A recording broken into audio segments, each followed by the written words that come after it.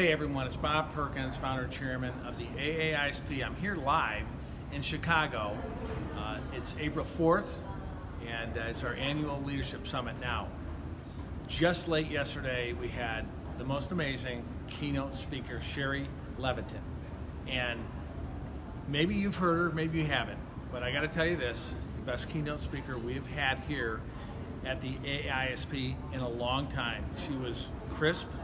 She was on point. Her and I met a couple times before, and I told her exactly what we were trying to accomplish here. We're trying to get the human piece kind of back into digital. We have a lot of technology. Well, she took that information and delivered, I can even remember the acronym, it was call, C-A-L-L.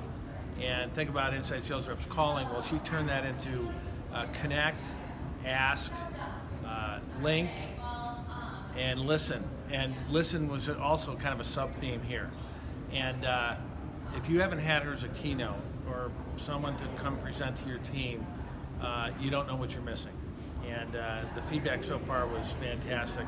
I want to have her back again soon, and I want her to become part of the community because this is the kind of energy, enthusiasm, great content that salespeople need to hear. All right, bye-bye.